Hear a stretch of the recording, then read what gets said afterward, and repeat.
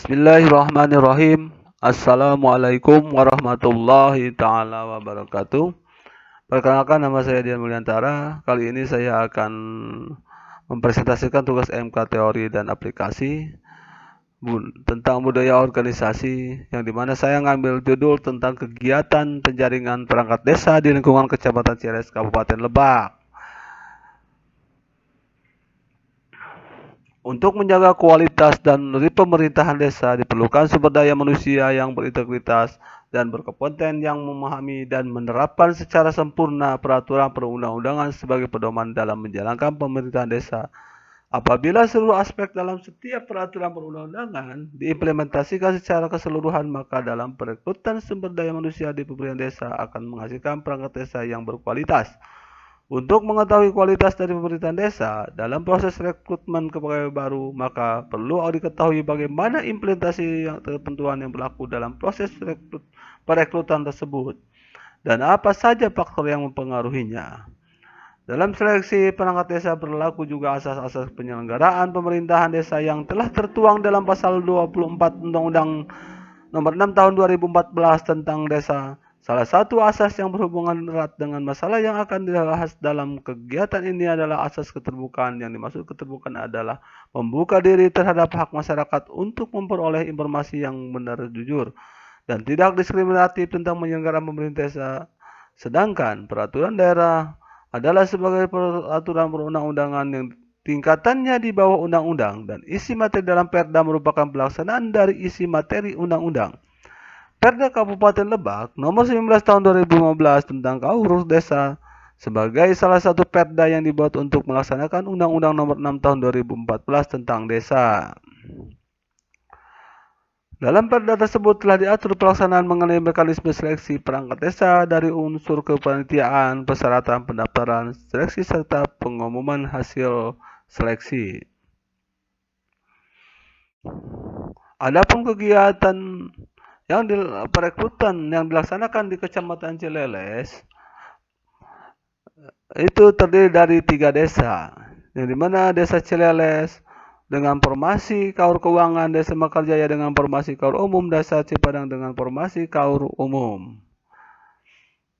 Sehingga kerekrutan tersebut tidak diselenggarakan di masing-masing desa, tetapi dilaksanakan di tingkat kecamatan sesuai Peraturan Bupati Nomor 19 Tahun 2015 Pasal 6 tentang pengangkatan perangkat desa, yang dimana di sana di pasal 6 disebutkan di dalam pelaksanaan rekrutmen perangkat desa, jika yang mengusulkan lebih dari satu, maka apabila desa yang melakukan rekrutmen perangkat desa dalam satu wilayah kecamatan lebih dari satu desa, maka tahapan penjaringan dan penyaringan atau seleksi calon perangkat desa sebagaimana dimaksud dalam pasal 4 ayat 2 dilaksanakan oleh kecamatan dan atau kabupaten berdasarkan usulan dari kepala desa. Sehingga camat kecamatan Ciles berdasarkan pasal 6 tersebut membuat kepanitiaan untuk kegiatan rekrutmen di Kecamatan Ciles tersebut, yang dimana tugas dan wewenang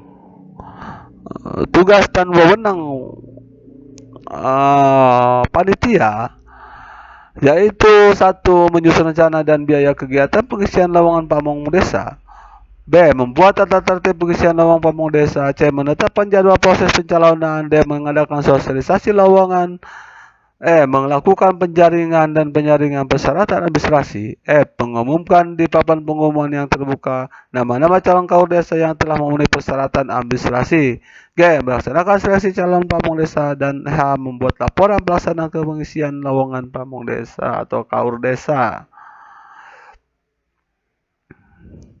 Adapun tugas dari kepanitiaan tersebut, sehingga panitia membuat pengumuman dan selebaran ataupun himbauan di media massa dan di kantor-kantor desa ataupun disosialisasi tentang desa di 3 desa tersebut, yang dimana perangkat desa baru diangkat dari warga desa yang memenuhi persyaratan 1. Takwa kepada Tuhan Yang Maha Esa. 2. Setia dan taat kepada Pancasila Undang-Undang Dasar 1945 dan negara dan pemerintah Republik Indonesia.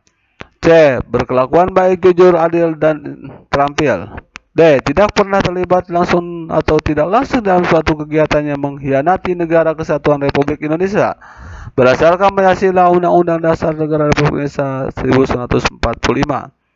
Tidak sedang menjalankan pidana penjara atau kurungan berdasarkan keputusan pengadilan yang telah mempunyai kekuatan hukum tetap.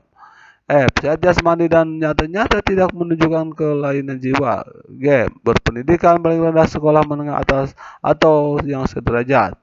H.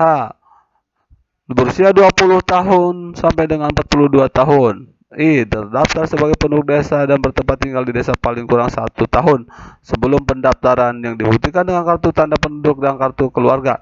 J. Lulus penjaringan dan penyaringan atau seleksi calon perangkat desa. Setelah panitia mengadakan pengumuman pembukaan pendaftaran, maka terkumpullah untuk desa Cipadang yaitu 3 orang, untuk desa Mekarjaya 8 orang, dan untuk desa Cialas 4 orang.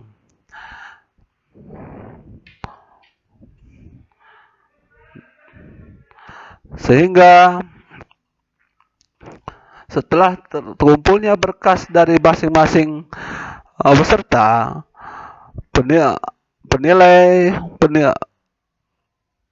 panitia mengadakan penilaian tes administrasi yang dimana dinilai oleh tim penilai administrasi yang telah diberikan surat tugas, yang dimana nilai tes administrasi tersebut diakumulasi dari keseluruhan penilaian kelengkapan administrasi yang dibawa oleh masing-masing peserta dengan urutan penilaian dari nilai tertinggi sampai dengan terendah.